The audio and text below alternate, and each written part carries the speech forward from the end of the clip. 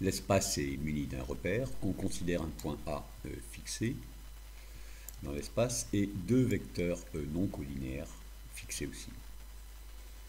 Alors on va donner ce qu'on appelle une équation du plan qui passe par A et qui est dirigé par U et V. Alors ça ne sera pas une équation, pardon, ça sera un système d'équations paramétriques. Ça sera un peu plus compliqué qu'avec les droites. On voit qu'il va y avoir en fait deux paramètres. Alors on va traduire le fait qu'un point M, X, Y, Z soit sur P avec ces 9 données numériques. Alors ça équivaut évidemment à dire qu'il existe un nombre S et un nombre T tel que AM égale SU plus TV. Sur le dessin, on avait représenté plusieurs fois le vecteur U et plusieurs fois le vecteur V, pour montrer qu'on peut les recopier où on veut. On a représenté en plus les vecteurs S fois U et T fois V en noir, et le vecteur AM. Donc on a une égalité ici, et bien se persuader que chaque valeur de T et de S donne un unique point M du plan, et inversement que chaque point M du plan correspond à une unique valeur de S et de T. Alors on va traduire maintenant ceci vectoriellement. Vectoriellement, je veux dire avec des coordonnées. On écrit les coordonnées des vecteurs.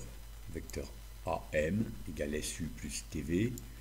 Voilà, on développe à droite, puis on ajoute à droite. Et en même temps, on a traduit cette égalité de coordonnées par trois égalités numériques. C'est l'unicité des coordonnées d'un vecteur dans le repère IJK, dans la base IJK. Bien se dire qu'on a seulement traduit l'égalité vectorielle AM égale SU plus TV. Et maintenant, on va arranger un peu ceci en ajoutant XA, YA et ZA partout, à chaque équation, et on obtient ce système d'équations. Alors, pour bien montrer que S et T sont des paramètres, on l'écrit parfois sous cette forme. S appartient à R quelconque et T appartient à R quelconque. Alors, on dira que S et T, effectivement, sont des paramètres, et que S est un système d'équations paramétriques du plan P. Alors, il y a plusieurs choses à se dire ici. C'est que le point A, on aurait pu le choisir ailleurs sur le plan P. Puis les vecteurs U et V aussi, on aurait pu les choisir différents. Ce qui fait qu'il y a une infinité, on pourrait même dire plusieurs infinités de systèmes d'équations paramétriques d'un plan. Autre chose, on peut lire ici les coordonnées d'un point du plan et les coordonnées du premier vecteur qu'on a choisi et du deuxième vecteur qu'on a choisi pour faire ce qu'on appelle la base vectorielle du plan. On a bien un système d'équations paramétriques du plan P, c'est-à-dire un ensemble de trois équations qui sont vérifiées si et seulement si le point M, X, Y, Z est sur P. C'est bien un système qui caractérise l'appartenance d'un point M au plan P. On donne un exemple. Voilà un système d'équations paramétriques d'un plan. Alors, on est certain que le point 1, 2, 3 est dans ce plan et qu'il est dirigé par les vecteurs 4, 5, 6 et 7, 8, 9. Voilà, on peut lire tout ça sur l'équation. Le genre de question assez banal, est-ce que le point M, -4, -5, -6 est sur le plan P, ou dans le plan P? Ça veut dire, est-ce qu'on peut remplacer X, Y, Z par -4, -5, -6 et trouver des nombres S et T? Voilà, c'est ce qui est écrit ici. Alors, on va d'abord enlever 1 à la première équation, enlever 2 à la deuxième. On se retrouve avec ce système. On a enlevé 3 aussi à la troisième. On a ici un système de 3 équations avec 2 inconnus S et T.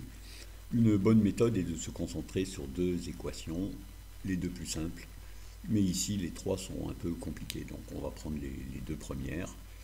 Et on essaie d'extraire S ou T d'une des équations. Ça, c'est la méthode de substitution pour remplacer dans les autres.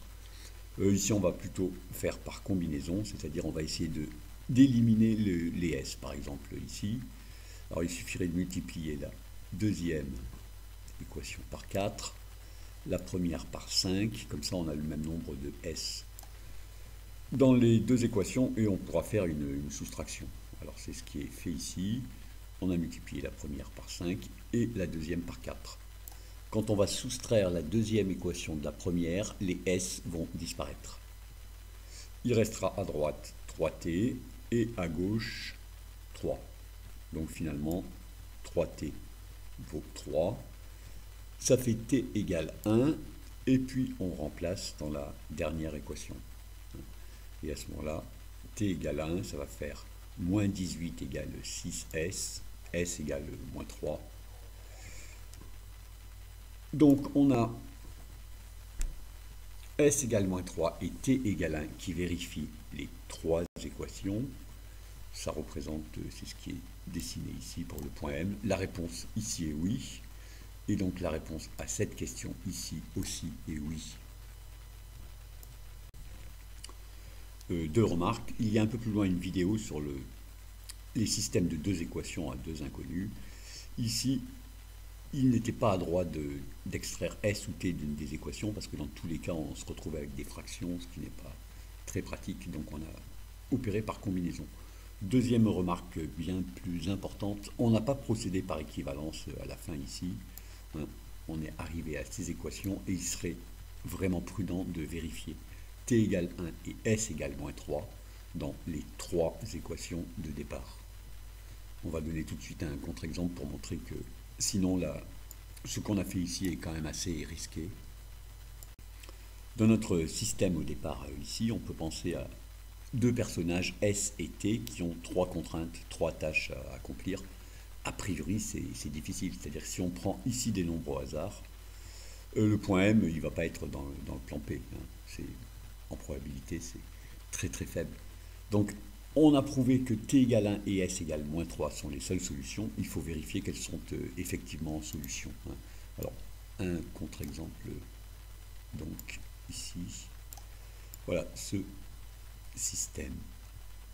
Ici, alors on va faire à la volée, comme on a fait ici.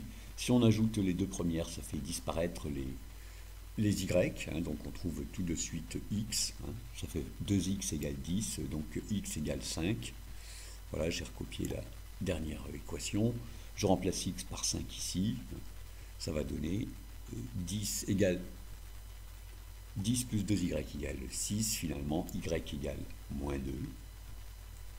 Voilà, et ce qu'on a écrit ici est entièrement juste. Mais 5 moins 2 n'est pas du tout une solution de ce système.